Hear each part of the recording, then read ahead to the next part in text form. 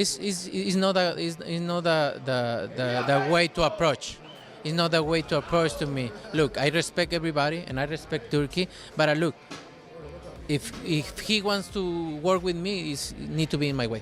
In a recent turn of events, Turki Alalshikh shockingly called off the Canelo-Crawford fight, saying that Canelo doesn't deserve the fight. Meanwhile, Turki Alalshikh seemed more interested in making Crawford fight Vergil Ortiz at 154 pounds. Former boxer Chris Algieri astoundingly commented that the fight with Vergil wasn't even a possibility until Turki mentioned it. He had an audition at 154, essentially won his fight at 154, but snapped an 11-fight KO streak, right? Went the distance in a very, very tough fight with Israel Madrimov. Is this fight a similar kind of thing? We're not just seeing it as a fight, but maybe an audition for the Crawford fight. What's your thought on that? Well, potentially. I don't think people were really thinking about Crawford and Vergil Ortiz too much until Turki Alalshikh jumped in before that fight and mentioned it. Yeah, it was a thought process. If Crawford was going to stay at 54 and he's going to try and collect the belts, that a Vergil Ortiz fight could materialize.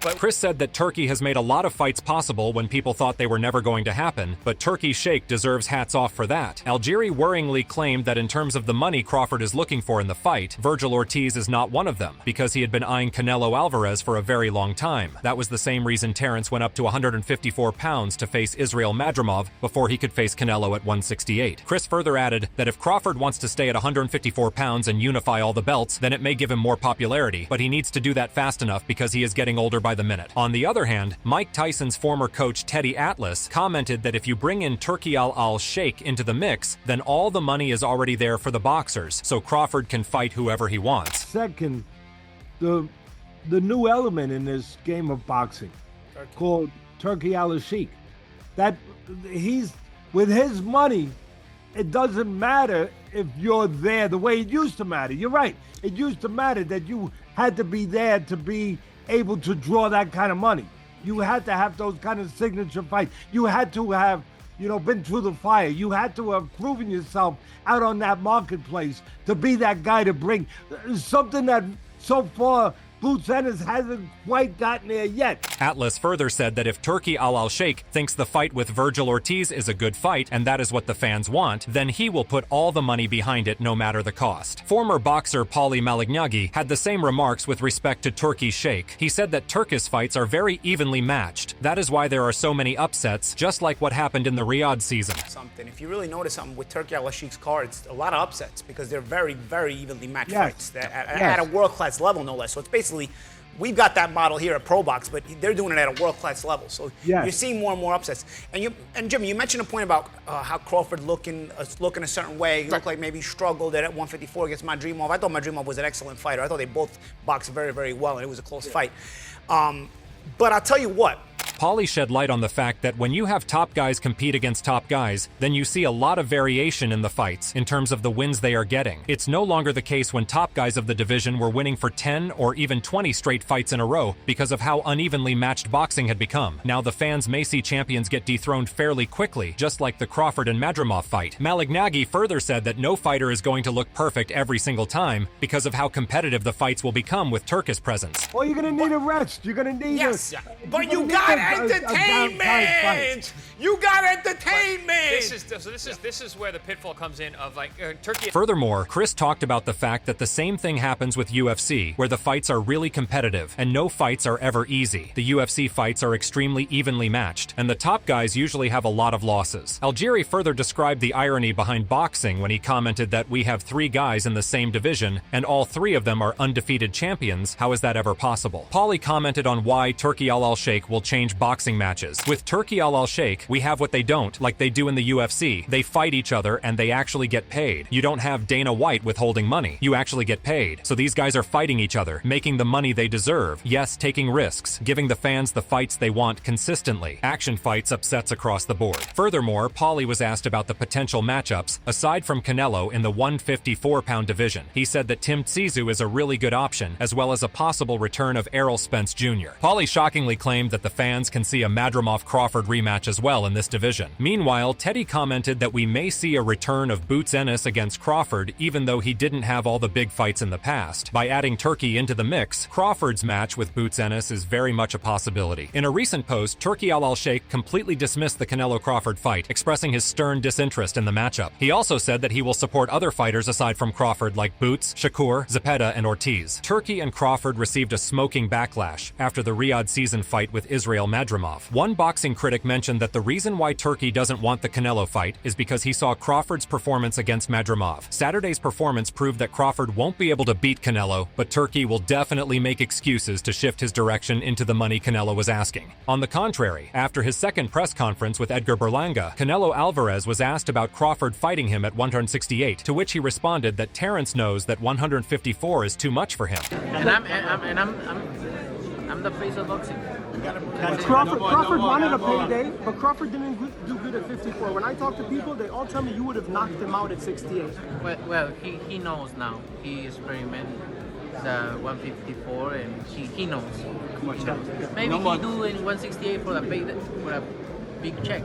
Moreover, Canelo was asked about fighting David Benavidez at 175 pounds, to which he responded that 175 is David's weight class, it's not his. Canelo also said that if the people want him to fight David, then they would have to pay him a big sum of money. Alvarez reassured the audience that he has always fought anybody the fans wanted, but only if the money was right. He also said that he may fight Benavidez in the future, before he retires from boxing. Meanwhile, Canelo stunningly slammed Turki Alalshikh in his recent interview. He said that Turki asked him about the Crawford fight, but he was focused on Edgar Berlanga, so he shunned Turki on the spot. My response to Turki is this. Yesterday, they text me. They text me and say, we can talk about the fight in February with Crawford. Yeah. They text me yesterday, and I say, look, I'm not gonna talk about any other fight. I'm focused 100% on this fight. Look, I don't like the way he talked, and I'm not in this position because of any.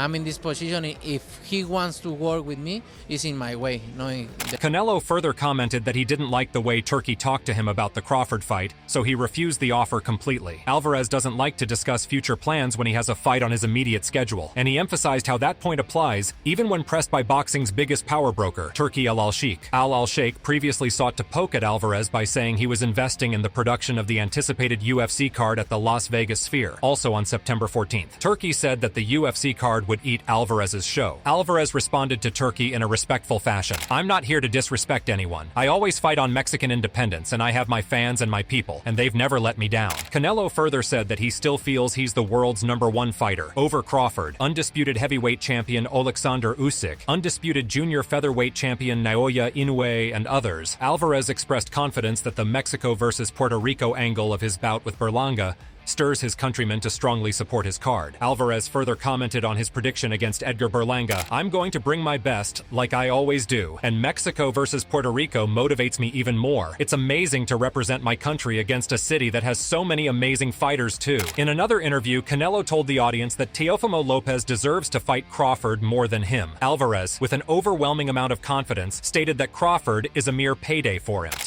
Yo creo que Crawford needs to fight Teofimo first, and then we'll see, right? At the end of the day, like I said before, I'm not asking for that fight. They want to make that fight because it's a payday, obviously. But I don't want that fight. I think Teofimo deserves more than me. He's the king at 140 right now. Yeah.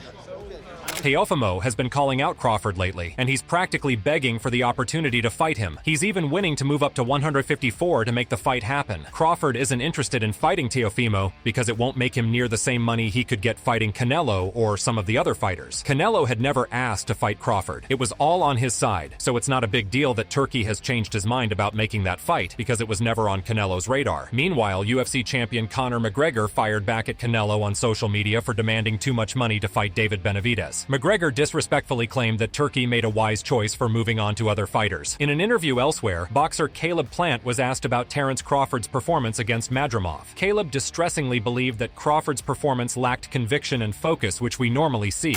What did you think about Terence Crawford and Madrimov? You know, it was a little lackluster in comparison to what I thought it was going to be, or maybe what a lot of us thought it was going to be. But I thought Terrence won. I thought it was a close fight, but with him pulling out the rounds in the latter half of the fight, and especially the 11th, 12th round, I thought he for sure, without a doubt, secured the victory. Caleb further added that even though Terrence won the last 2 rounds, Madrimov showed a really great performance. Plant said that boxing has become more of a popularity contest where you have to have plenty of fights to make a name for yourself and millions of followers. Even though Madrimov did not have the popularity, he put up a great fight. Caleb added his remarks in Madrimov's favor. So even with that guy not being like a superstar, he's got over 300 wins in the amateurs. That guy's a killer. He's a monster. And Plant supports Crawford for moving up the weight class and securing a win at 154 pounds because it adds to the name of boxing in general. On the opposite end, Eddie Hearn also criticized Terrence for a poor performance against Madrimov, which may have been the major reason why Turki turned his attention to other fighters rather than Crawford and Canelo. Hearn claimed that Crawford got rocked really well from a guy that only had 10 professional fights in. Terrence Crawford completely fired back at Eddie for his shameful remarks against him. Crawford took to social media and replied that he has never seen a matchroom event like the Riyadh season, which was not thanks to Hearn. Crawford further added, Eddie Hearn better thank Turki Alalshikh for keeping all these clowns in the business. Turki only cares about what is best for the fighters and the fans, not the promoters who are destroying the sport. Let the haters hate. Eddie Hearn further commented on the biased decision on the scorecards during Crawford's fight with Madrimov. Hearn was of the view that the fight should definitely have been a draw. It was a little bit of a...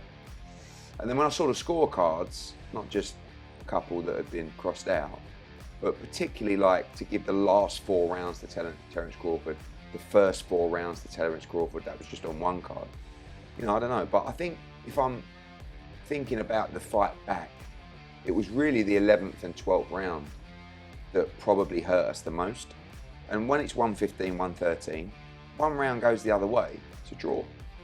So if we won one of those rounds, 11 or 12, it's a majority draw. Eddie further pointed out that the Canelo fight is a really bad fight. For Crawford at 168, Madrimov was a very strong, a big 154. And look, he still handled him physically. It wasn't like he looked small in there, but it's 168. It's a different ball game talking about another 14 pounds plus what Canelo hydrates to. Bud can really move in that fight, but for me, I don't think he wins that fight. Canelo had the same remarks for Crawford, such that he thinks the fight with Madrimov should have been a draw. Alvarez further added that Crawford was using his name during the Riyadh season to sell the fight. What did you make of Crawford's performance against Madrimov? For me, I think he lost. He lost the fight or draw. Okay. Or could be in the other side. He knows why his weight class is there, right? He was saying your name a lot all week. I was out there in LA. Because he want to sell the fight. If they don't talk about me, they don't say anything. Would you look at a fight with Crawford? Because in the past you've told me no. If the money is right, the money's got to be big for that. I don't like fighters who move around, weight classes. Yeah. Turki and Canelo had some back and forth on social media. In a recent post, Turki responded to Canelo's words of respecting him. Turki disrespected Canelo once again, claiming that Canelo was wasting his time by demanding too much money. Meanwhile, Canelo and Edgar Berlanga almost started a fight with each other during their second press conference, so much so that the authorities had to step in to control the situation. Canelo jokingly claimed that he doesn't want to end Berlanga right now because then he will not get paid. I don't want to shut up. I don't want to shut up. Talk, shut up. I don't want to shut up. Canelo. No, talk, shut up. And what? And then what? What are you gonna do? What are you gonna do? What are you gonna do?